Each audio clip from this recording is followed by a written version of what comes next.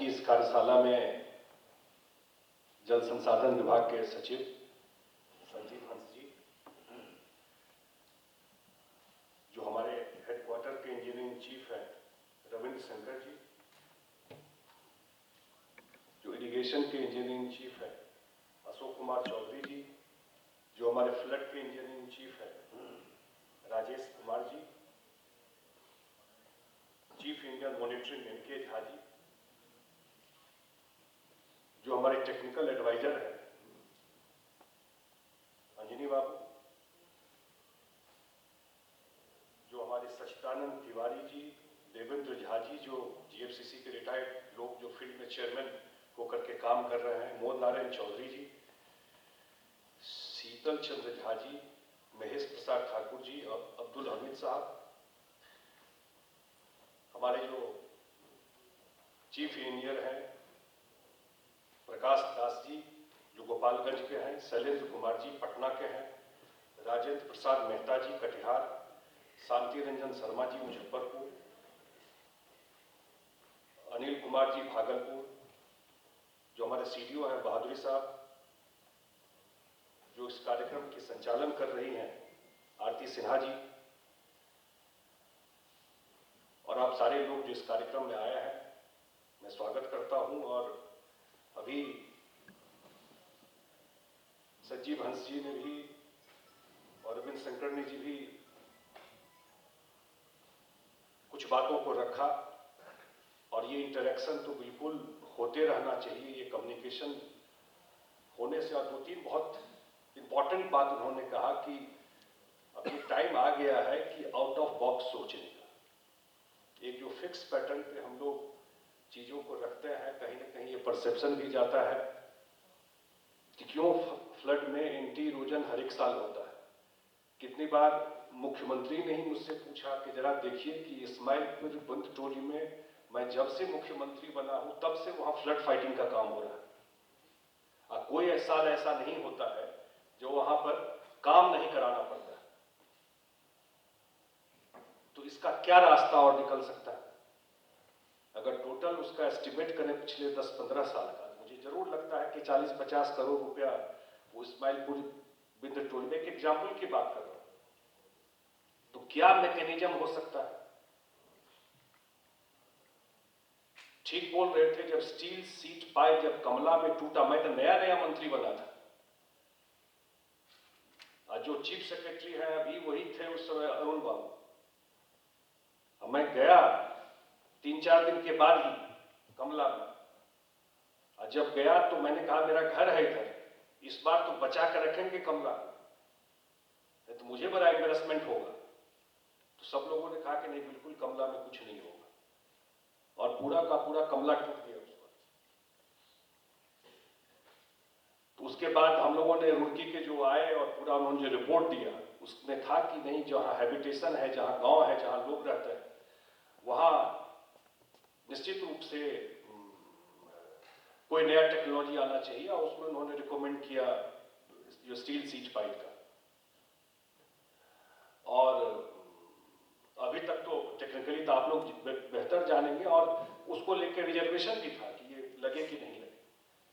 लेकिन मुझे लगता है कि जब 24 जून को कोरोना में ही चीफ मिनिस्टर गए जयनगर नेपाल बॉर्डर, कोई प्लान नहीं था। जब मैंने बताया गाड़ी को उनको, तो गाड़ी को शेड्यूल में नहीं था, रास्ते में हुआ कि नहीं चल के देखेंगे कि कैसा काम हो रहा है, ये जो नया टेक्नोलॉजी यूज किया। वो खुद भी जाके देखे, झंझारपुर में एक जगह है, वहां पर जाकर के देखे। और मेरे ख्याल से बोले भी कि नेपाल बॉर्डर पर भी आप लोग लगवाइए उस जहां पर ये है, कि जो भी नया टेक्नोलॉजी, अब तो दुनिया ग्लोबल हो गया, अब तो पुराने फ्रेम से जरूर निकलना चाहिए। ये मेरा व्यक्तिगत वो होगा कि अब तो सब कुछ अमेजन और इतना सारा प्लेटफॉर्म हो गया कि जो चीज आप चाहते हैं, हम तो गांव में देखते हैं कि लोग आजकल अमेजन से सामान मंगा लेता है, पटना घर पे हम लोग मंगा लेते हैं। तो जब दुनिया इतना ग्लोबल हो गया है, तो हम लोग डिटैच होकर कैसे रहे? अगर कहीं कोई टेक्नोलॉजी यूज हो रहा है और यहां हमको बेनिफिट हो सकता है उस चीज का, नेशनली की इंटरनेशनली भी चीजों को देखना पड़ेगा। और जो हमारे एफएमआईसी में काम चल रहा है। मैं जब आया तो मुझे भी आश्चर्य लगा कि एफएमआईसी में सारा डेटा है और डेटा को जिनको यूज करना चाहिए उनके पास ना कोई डेटा जाता है ना उसको यूज करते हैं। इतना सा इन्वेस्टमेंट है सरकार का उस पर, इतना सारा डेटा है अर्ली वार्निंग का या जो भी। तो उसके बाद मेरे ख्याल से लास्ट ईयर से ये चीज शुरू हुआ। मैंने कमला में चेक कराया कि जब बांध टूट रहा था तो क्यों, मुझे आज भी याद है सुबह में फोन आया मुझे 5 बजे उस गांव से, क्योंकि लोग मुझे जानते थे उस बेल्ट में। तो मैंने कहा कि रात भर हम लोग ढूंढ रहे थे, नहीं मिले इंजीनियर साहब। तो हम बोले होम गार्ड नहीं था, तो बोला ना एक भी होम गार्ड नहीं था। अब डिपार्टमेंट का इतना पैसा खर्चा होता है होम गार्ड पर, ये भी तो एनालाइज करना चाहिए कि होम गार्ड में 30-40 करोड़ खर्चा तो एक पार्ट, जिस पर्पस के लिए है वो पर्पस वो पूरा कर पा रहा है कि नहीं कर पा रहा है, और नहीं कर पा रहा है तो कोई ऑल्टरनेटिव अरेंजमेंट हमको करना चाहिए कि नहीं, क्योंकि साल दर साल ऐसे ही छोड़ देंगे। ये तो सुझाव जमीन पर आप ही लोग दे सकते हैं कि अगर वो नहीं कर पा रहा है तो हम लोग भी सरकार में इसीलिए बात रखें कि भाई नहीं कर रहा है, गांव के लोगों को इन्वॉल्व कीजिए, कोई और तरीका देखिए। लास्ट ईयर हम लोगों ने सेल खोला डिपार्टमेंट में और नंबर दिया कि इस नंबर पर कॉल करके बताइए कोई भी आपके यहां सीपेज पाइपिंग क्षरण होता है, और अच्छा खासा उतना पब्लिसाइज तो हुआ नहीं उस पर, कंप्लेन उस पे आया और मोस्टली हमको लगता है 95% एंड अबव करेक्ट इंफॉर्मेशन था उस पर। क्योंकि आज के डेट में जब भी ये कॉन्सेप्ट हुआ होगा होम गार्ड का, उस समय मोबाइल नहीं था। अब तो कोई गांव में ऐसा नहीं है जिसके पास मोबाइल नहीं है। तो अगर नंबर दे देंगे तो सारा जानकारी तो दे ही देगा, अगर डेडिकेटेड कोई यहां पर सिस्टम जैसे हम लोगों ने बनाया है, अगर कोई इंफॉर्मेशन वहां से आना होगा तो मिल ही सकता है। मैं इसलिए चर्चा कर रहा हूं, उसका एडवांटेज हुआ, हमने सोशल मीडिया को यूज किया। अब इस सब का तो पेनिट्रेशन है, कोई गांव ऐसा नहीं है, कोई एरिया ऐसा नहीं है, तो मेरे ख्याल से इसको जरूर आने वाले टाइम में यूज करना चाहिए, इसको जितना मैक्सिमाइज कर सकते हैं। और आप लोग तो इंजीनियर हैं, टेक्निकल बैकग्राउंड के हैं, तो आपसे तो ज्यादा ही अपेक्षा होता है कि इन सब चीजों को जैसे हमारे सेक्रेटरी साहब ने कहा है कि जो लकीर का फकीर नहीं बनना, चीजें को थोड़ा बदलना है यहां पर आकर के। पिछली बार के लिए मैं जरूर धन्यवाद देता हूं डिपार्टमेंट के सेक्रेटरी से लेकर के जितने हमारे लोग फील्ड में थे। इम्पॉसिबल था जब मार्च से कोरोना शुरू हुआ, 2-4 दिन तो हम लोगों को भी नहीं पता चला क्या होगा, और उसमें 15 मई का आपका टारगेट।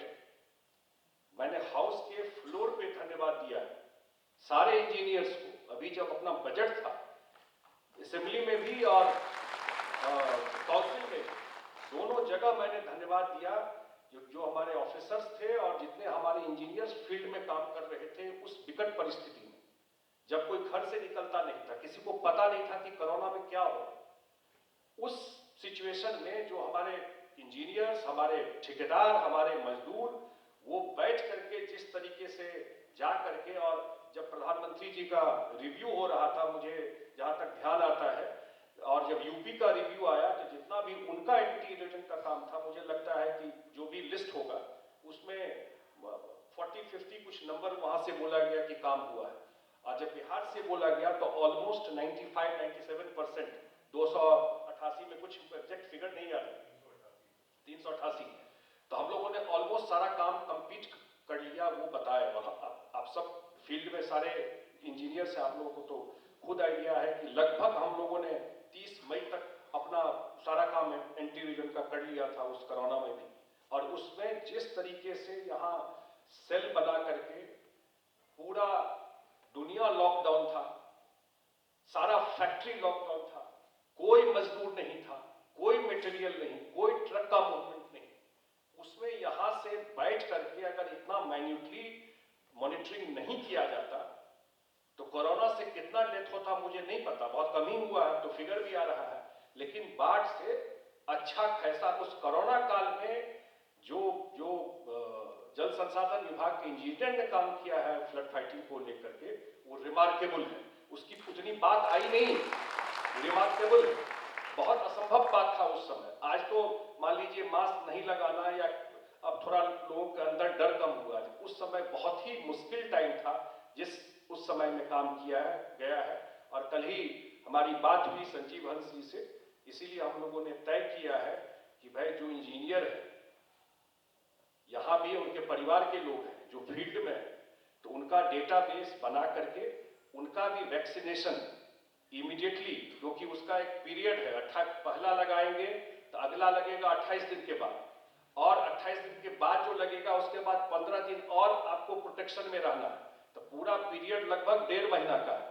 तो आज लगाएंगे तो कम से कम जब वो फ्लड का टाइम आएगा तो उस समय रेडी हो। तो शायद डेटाबेस तैयार कर रहे हैं, 9 तारीख तक डेटाबेस तैयार हो जाएगा। और 10 से वैक्सीनेशन यहाँ भी, और इसका डिटेल हमको लगता है जरूर ये बता देंगे। और फील्ड में भी 45 ईयर्स एंड एबव के हैं जो फर्स्ट फेज में, जो हमारे इंजीनियर्स हैं, जो हमारे अन्य लोग हैं जो काम करते हैं डिपार्टमेंट में, या उनके परिवार के लोग हैं, उन सब लोगों को वैक्सीनेशन का काम शायद हेल्थ डिपार्टमेंट से कोऑर्डिनेट भी कर लिया गया है। 10 तारीख से लगना शुरू हो जाएगा। और क्योंकि सरकार की भी प्रायोरिटी है कि जो एंटी रीजन का काम है वो ससमय हो। मैं एक दो बात और चर्चा करके कि मुझसे जहां जो सपोर्ट बन पड़ेगा, 2 चीज में मेरा जरूर इंटरेस्ट रहता है, और मैं खुल के बताता हूं। एक रहता है कि न्यू टेक्नोलॉजी हम लोगों को, मैं जिस बेल्ट से आता हूं, मैं तो जरूर डिपार्टमेंट को भी कहूंगा और संजीव हंसी से कहूंगा कि एक स्टडी जरूर करेंगे, प्रॉब्ली हम ही लोग करा सकते हैं, कि नॉर्थ बिहार में 1 साल में ओवरऑल लॉस कितना होता है, कितना पैसा जो काम करते हैं वो, जो डैमेज होता है वो, या आपदा भी जो खर्चा करती है, 1000 रुपया देती है, या खाना देती है, या घर बनाती है, तो कम से कम एक टोटलिटी में तो पता चले कि अगर हम लोगों ने देखा है कि 73% एरिया फ्लड अफेक्टेड है बिहार का, कि ओवरऑल 1 साल में बिहार सरकार का कितना पैसा खर्चा हो जाता है फ्लड के डैमेज होने से, जिसमें हमारी कोई गलती नहीं है।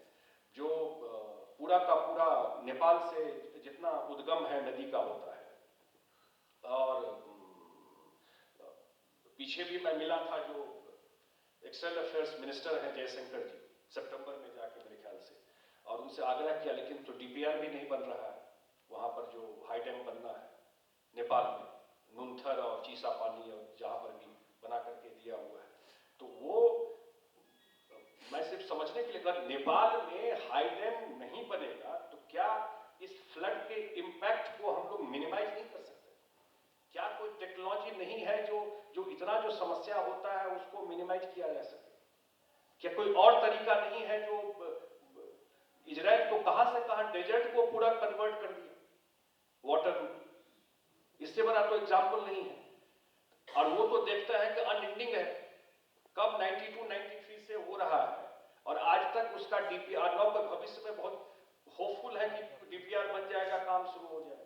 वो जब होगा तब होगा। तो उससे पहले कोई नया टेक्नोलॉजी, कोई अर्ली वार्निंग सिस्टम, कोई और तरीका जो इस डैमेज को मिनिमाइज किया जा सके। इतना बड़ा पॉपुलेशन इस तरह रहे और हम लोग कोई सॉल्यूशन नहीं दे सकते, वो तो हमको लगता है कोई बहुत अच्छा स्थिति किसी सरकार के लिए नहीं है। कोई ना कोई इसका तो रास्ता, कोई ना कोई सॉल्यूशन अगर इस साइड में निकल सके, कहीं कोई भी तरीका होगा, अगर डाइवर्ट करना हो किसी तरीके से, कोई और रास्ता हो, तो एक तो ये था। एक दूसरा जो मुझे लगता है कि जो फरक्का की बात हमेशा आती है, अभी तो हुआ उत्तराखंड में इतना बड़ा क्लाउड बर्स्ट हुआ, जो वहां पर बिजली का काम हो रहा था, जो परिस्थिति बनी, लेकिन फरक्का में जो बात चल रही है, मुझे 2 कार्यशाला डिपार्टमेंट ने किया था सीएम के कहने पर, और उसका रिपोर्ट है जो अपने विभाग का ही रिपोर्ट है कि उसका सिल्टेशन हो गया है, उसको डिसिल्ट करना, या फरक्का का जो ओवरऑल डिजाइन है, प्रॉब्ली हम लोगों को पानी का फ्लो उस तरीके से नहीं जाता है, तो उसका क्या रास्ता हो सकता है। तो उसको भी टाइम एंड अगेन हम लोगों को, और एक स्वर में इस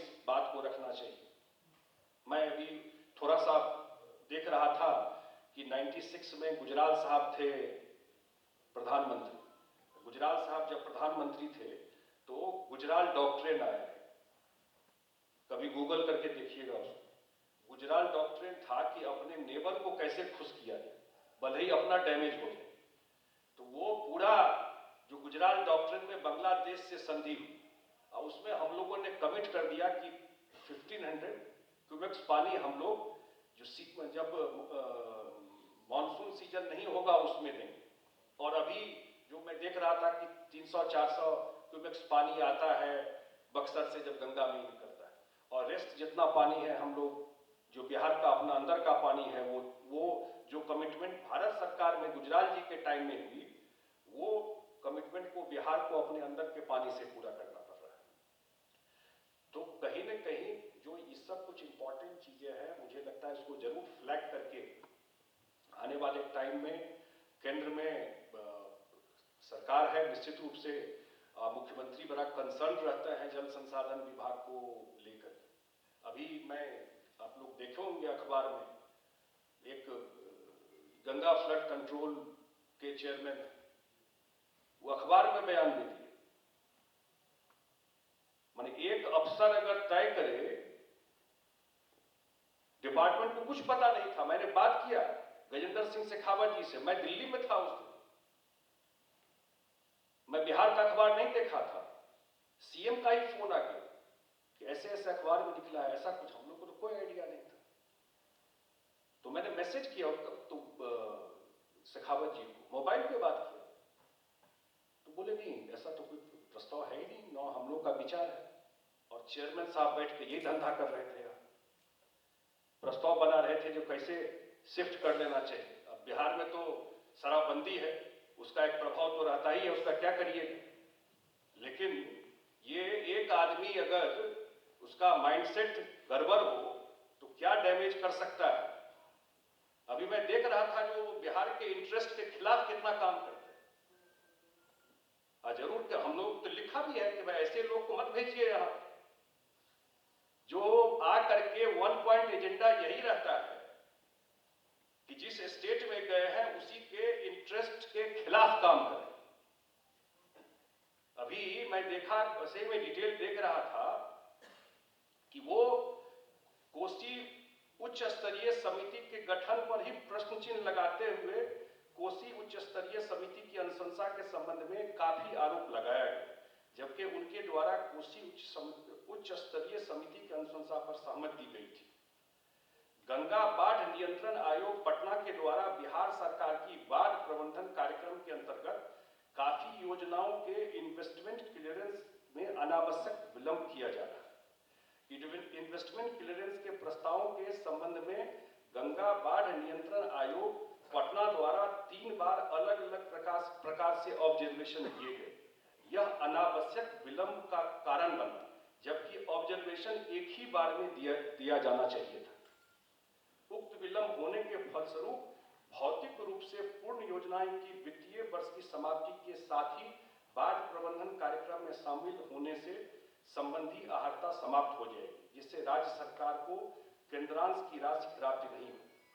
तो आप बैठ करके आप क्या धंधा कर रहे हो भाई? आप सरकार से ऊपर हो गए हो क्या? आप एक निगेटिव आदमी आकर के बैठ जाएगा तो हम लोग के सारे प्रोजेक्ट को कर देगा। तो हम लोगों ने तो कहा है भारत सरकार में कि ऐसे लोगों को ले जाइए यहां से। गंगा बेसिन सहित अन्य बेसिन हेतु कॉम्प्रिहेंसिव मास्टर प्लान तैयार किए जाने का दायित्व गंगा बाढ़ नियंत्रण आयोग पटना का है। इस कार्य में राज्य सरकार के स्तर से आंकड़े, अभिलेख, जानकारी आदि से संबंधित सहयोग उपलब्ध कराया जाना अपेक्षित होता है। अध्यक्ष, गंगा बाढ़ नियंत्रण आयोग पटना द्वारा कॉम्प्रिहेंसिव मास्टर प्लान तैयार करने में होने वाले व्यय का वहन बाढ़ सुरक्षात्मक योजनाओं के अंतर्गत करने संबंधी शर्त रखी गई है, जबकि वित्तीय संसाधनों को उपलब्ध कराया जाना राज्य सरकार की जिम्मेवारी नहीं है। उस संबंध में सचिव जल संसाधन विभाग की ओर से सचिव जल शक्ति मंत्रालय से आपत्ति दर्ज की गई है, जिसके उपरांत अध्यक्ष द्वारा इस शर्त से पीछे हटे। अन्य भी बात है जो उसमें डिटेल में चर्चा इसलिए कर रहा हूं कि बड़ा मैटर कर जाता है कि कहीं पे कोई बैठा रहता है और एक आदमी गड़बड़ निकल जाए तो पूरा का पूरा अलर्ट है, उन पे वॉच रखे हुए हैं कि क्या वो गड़बड़ कर रहे हैं। तो मैं तो एक ही आप लोगों से आग्रह करूंगा कि हमारे तरफ से पूरा कॉपरेशन इस सारे काम में रहेगा। जिस स्थिति में, जिस परिस्थिति में आप लोग काम कर रहे हैं, मैं तो हमेशा लोगों को बोलता हूं और मैं विभाग को भी बोलता हूं कि सेलिब्रेट करना चाहिए जिस परिस्थिति में जाकर के काम करते हैं। पॉजिटिव वाइब्रेशन भी आना चाहिए जो हमारे इंजीनियर काम करते हैं। रात रात भर फ्लैंक पे घूमते हैं, ऐसे भी तो लोग निगेटिव ही बात सुनने को मिलती है। तो हम अपना ही अच्छा बात नहीं बोलेंगे तो दूसरा कैसे बोलेंगे? तो कम से कम डिपार्टमेंट में जो हमारे अच्छे इंजीनियर्स हैं, जो काम कर रहे हैं, तो जरूर कोई ना कोई कार्यक्रम रखना चाहिए। अगर कोरोना में इतने लोग काम किए तो एक उनको फैसिलिटेट करने का भी एक कोई प्रोग्राम रखना चाहिए कि किस उन्होंने काम किया। और अंत में मैं यही एक दो बात करके, क्योंकि ये एक इंटरेक्शन मैं सेक्रेटरी साहब से कहूंगा कि एक रीजनल लेवल पर भी लास्ट टाइम हम लोग तय किए थे और कोरोना के लेकर के वो कैंसिल हो गया था कि एक दो और एरिया में, चाहे नॉर्थ में, साउथ में, जहां भी हो सके, कि वहां पर भी एक इंटरेक्टिव अगर कार्यशाला का आयोजन होता है तो उसको करना चाहिए। लेकिन मेरा दो आग्रह जरूर होगा कि जो डेटा इंफॉर्मेशन जो टेक्नोलॉजी के माध्यम से जो एनालाइज करके एफएमआईसी से जाता है, उसको जरूर, जो फील्ड में इंजीनियर हैं उसको जरूर यूज करें। जो भी जा रहा है, अब तो हम लोग फिजिकल मॉडलिंग सेंटर भी वीरपुर में बनना शुरू हो गया, जो मैथमेटिकल मॉडलिंग सेंटर है उससे जो जा रहा है। और जिनको इंटरेस्ट है जो नया इनोवेशन, मैं तो कहूंगा जरूर आइडेंटिफाई करना चाहिए ऐसे इंजीनियर को और उनको लगाना चाहिए कि जो कोई शोध करने में जेन्युइनली, अगर उनका कोई इंटरेस्ट है कि अगर कोई देश और दुनिया में कोई नया टेक्नोलॉजी हो रहा है, कोई नया काम इस फील्ड में हो रहा है, तो उनको ऐसे एक डेडिकेटेड टीम को बनाना चाहिए जो बैठ करके वो जरूर वो इंफॉर्मेशन लेकर के, अगर जाना भी पड़े, डजंट मैटर, अगर कहीं बाहर भी जाना पड़े तो उनको जा करके टीम को भेजना चाहिए, जो जा करके वो फिजिकली जा करके चीजों को देश और दुनिया में देखते हैं कि कैसे चीजें हो रही। जब फर्स्ट हैंड आप ये जो गंगा लिफ्ट वाटर, ऐसा काम तो जल संसाधन विभाग कभी किया नहीं था, जो पानी को लिफ्ट करके और फिर पाइप से, और एक्चुअल में हो रहा है। जब शुरू हुआ तो हमारे बहुत सारे कलीग जो है, कुछ लोग को अप्रहेंशन रहा, आज भी प्रॉब्लम होगा कि ये सफल होगा कि नहीं होगा। ये 100% सफल हो रहा है, घर घर तक गंगाजल हम लोग पहुंचा देंगे, ये जो गंगा लिफ्ट वाटर का काम हो रहा है।